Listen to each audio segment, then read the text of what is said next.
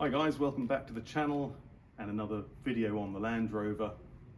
First of all, Happy New Year. It's 2025 and that also means that I've owned this vehicle for 30 years.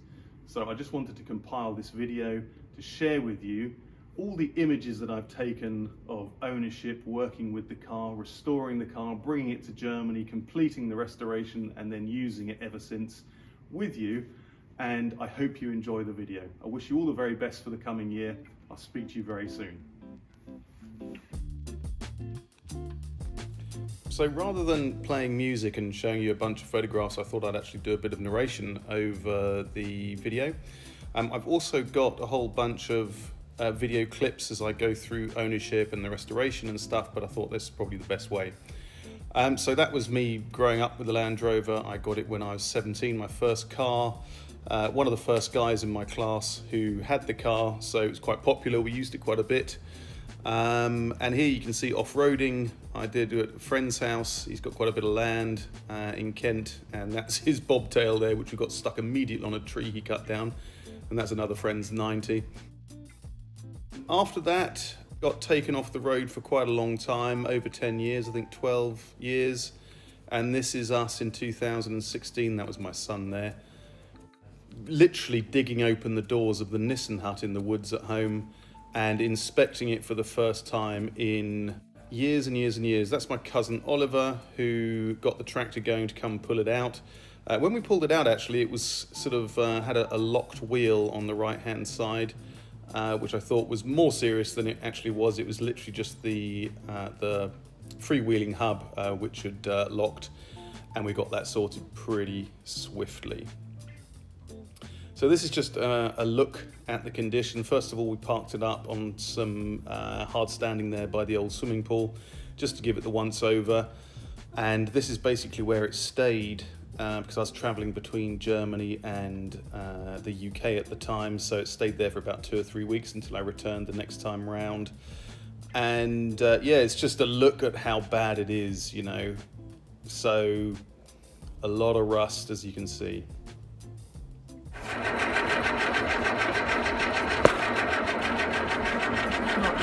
This is actually us starting car for the first time, but it didn't start, and so we left it. And yet this is the garage. It is quite a historic building on the estate, actually, which is full of crap, as you can see. Old stuff from various clubs and crap that we own. I put some locks on the doors, put some lighting in there, and made it into a very nice workshop. Right, so this is a small video diary for the restoration of my first car, which is a Land Rover Series 3, 1978, short wheelbase petrol. And I am restoring it because it's been off the road for 12 years and it's in pretty bad shape. So I never actually used that video in any of my YouTube updates because I was always so embarrassed about it. But watching it now, almost, well, 8 years after I did it, I think, well, that's how it was back then. I'd had no YouTube experience and it's absolutely fine. So I thought I'd put it in this video. And I think if I was doing this all again, I would definitely start videoing right from the beginning, because although I started quite soon after I got the vehicle into this new garage, I didn't do it when I was pulling it out of the Nissan hut and took it over to the swimming pool, and that would have been a really cool starting point to the project. But I'm happy I got what I did. This is the third day of the restoration, and this is a rather Heath Robinson method of removing the bulkhead. I've put it up on the steel beams up there like that, lashed it up with a bit of rope and with a little bit of elbow grease, got it off. So I think this was back in the time when I was counting the restoration by the day, because I thought, well, I could probably do it in a year. And thinking back on it, that was quite funny because it ended up taking me way over 6 years to get it done, and I spent way more money than I expected to, but got it done in the end. But I just think it's quite funny counting the first, second and third, fourth days. So I just thought I'd show you a video of the engine on its hoist. I have no idea how much that weighs. I think it's about 750 kilos, which is tons. And it's hanging from my engine hoist up there, which is sort of worked alright. It's a little bit stuck every now and then, but you can see it's sort of all over the shop, because I couldn't get a proper anchor point on the back of the engine, so it's slightly tilted.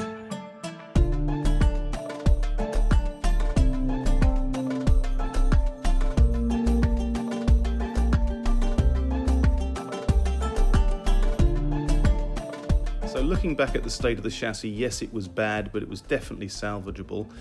And given the fact that I now know how to weld, and I also own a welder, I could probably save that chassis, and I still do own it, so maybe a project for the future. But at the time, without the experience, without the time, it was the right decision to buy a chassis. So I've started to look more closely at the chassis now, and I've taken an outrigger off, and the closer I look and the more things I take off, the more knackered this chassis is, and I'm just thinking whether it's salvageable. It's funny, you know, because I know people start projects and you can buy them off the internet, half-done project, people have run out of motivation and time and maybe even money. But I always knew from the moment I started this project that I was going to finish it. I didn't know how long it would take. I was quite naive in that respect. I thought it would be done way quicker than it was, but I always knew I was going to finish it and at some point get it back on the road. So it's a really important thing when you're considering a project like this. It is easy to think, oh, I need space and I haven't got the time and the money, and you're absolutely right, but I'd always encourage anybody who's thinking about starting a project just to start, because you'll realise once you start, things are possible and you do find the space, and you can, over time, budget for the project.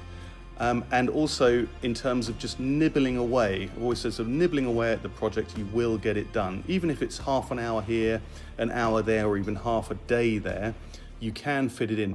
I did find that obviously with the family and 3 kids living in a different country, that did sort of spur on the project, because I had these massive amounts of time on the weekend, which was best spent in the workshop really. So that was a luxury, absolutely. But where there's a will, there's a way. So don't stop or don't let time, money and space get in the way of starting a project, because there is always a way. I've seen people do it in different ways, done everything like I did, and I saved every nut and bolt and saved on money where I could. But there are quicker ways of doing projects. I've got a friend up in Scotland who's restoring his 88-inch all himself, but he does the sensible thing, like send stuff away to be shot blasted or get this done by other people, and that is a really good way of doing it.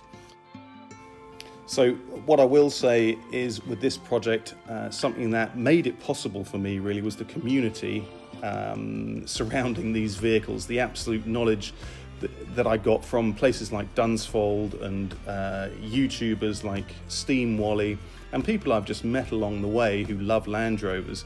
And this is truly international. I've met people from Canada, the US, the Middle East, Iraq, Iran. Unbelievable how many people around the world love Land Rovers and know an awful lot about them. So I'll go so far as to say, without that community, I doubt this project would have been possible. Right, so this is the arrival of the chassis on Friday. Can't remember the date. 29th, I think it is, 29th of January. Unload it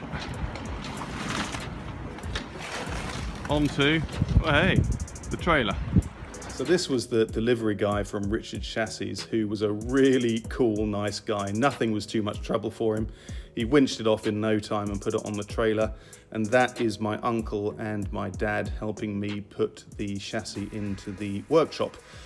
Then we got started on painting it, and everybody who's done this will know that a mordant solution goes on first and then you start putting paint on. But this was a really big job. But I must admit, a very enjoyable one, especially when the black went down. So this is the chassis with the high build primer. So I've done 2 coats of that. So it's turned it sort of quite a light grey. Now I'm going to do the black.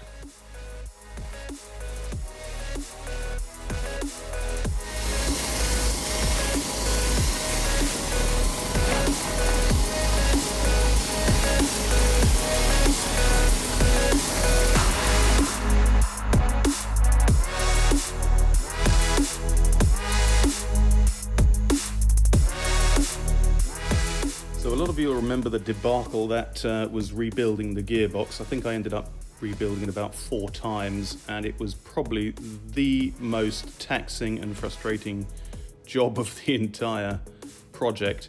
I even bought new parts like the synchromesh, which you can actually see there, for I think third and fourth gear. It was about 70 odd pounds, and I actually dropped it on the concrete floor and ruined it, so I had to buy another one for exactly the same price. But we got there in the end. I think somewhere here there's a picture of that synchro. There it is. Yeah, that's the original one.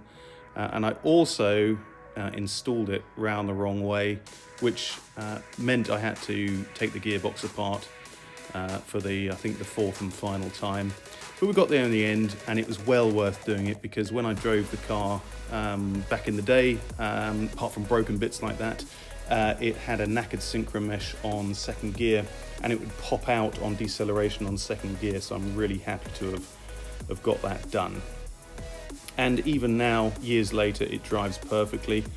And I think here you can see one of the culprits. Yeah, that was the result of another of the rebuilds where it didn't go back together, where I think I got that synchromesh on the 3rd and 4th gear around the wrong way. So I've just got the bell housing off again, and I'm just going to do the moment of truth.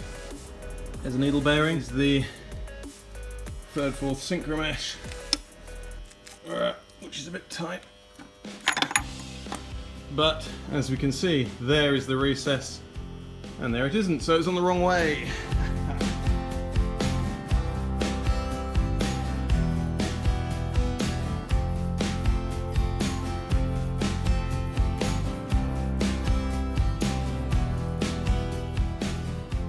So restoring the engine was something that I always really looked forward to doing as part of the restoration, cleaning stuff up, mending stuff, replacing stuff that needed doing, but in reality not a huge amount needed doing, because the engine was and is in excellent condition.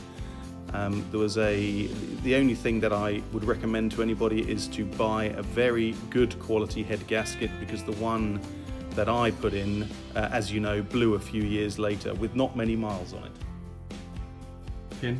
I've torqued up the cylinder head with all the parts, auxiliaries back, and I'm going to have to tape up all those holes as well, just so that...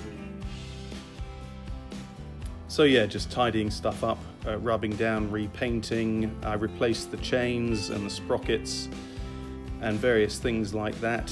And here I looked at the bearings but didn't replace them, but did all the seals.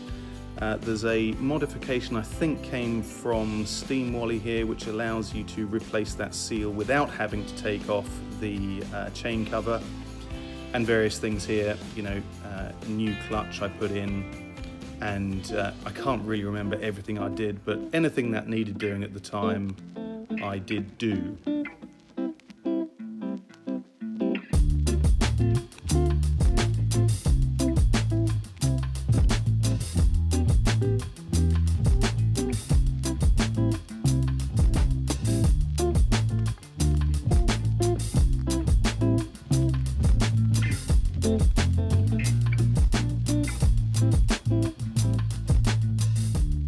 So it was at this point in the project where I really felt that I was making progress. You know, when I'm putting things back together which I've painstakingly rubbed down and repainted, like I'm fitting the differentials to the axles, I'm fitting the drum brakes, all of the seals, it really is quite motivating to be, you know, putting stuff back together. You know, there I've just put the parabolic springs on, and basically turning this into a rolling chassis. You just saw the shock absorbers there. I put the poly bushes in, I redid the universal joints, put new steering joints on, even took the old relay out of the chassis there and cleaned it up and fitted it with new oil and fitted it back to the chassis. So a really, really exciting part of the project. So that to me looks brilliant, because that's what it did when he did it, and I never thought it would turn that freely, but there you go, that's good. Check one more time. Seems to be pretty free.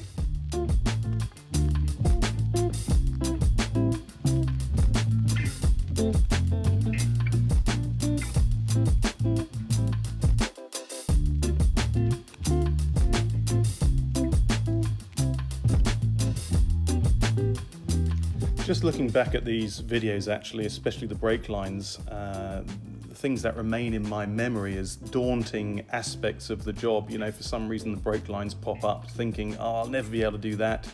But the necessity of having to learn in order to progress with the project. So getting a brake line bending tool and laying out the old brake lines, which I saved. A recommendation for anything: don't throw anything away you know, during the project, because you will need it as a template, or you can reuse it on the project later. So I'm putting the engine in the car today, and of course there are always little bits that you forget or don't realise need doing at the last minute. So on the winch, and yeah, should go in today, and I'll just put a piece of wood across the back of the engine, maybe where that cross member is, just to prop it up.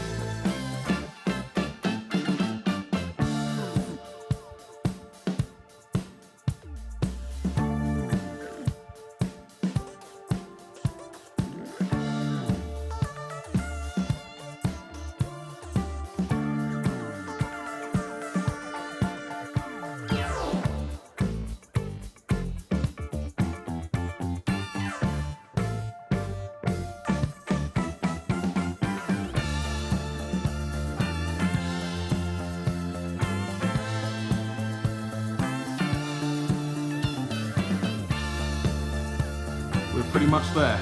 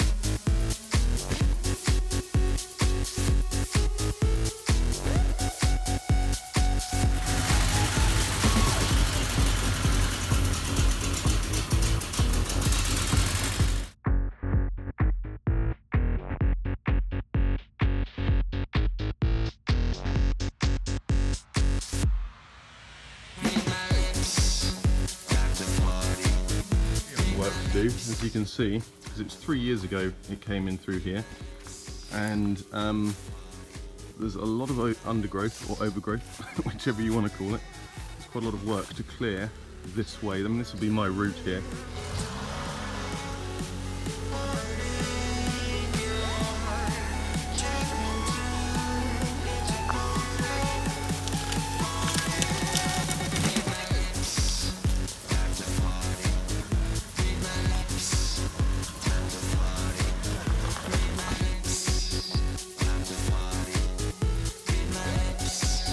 Let's party.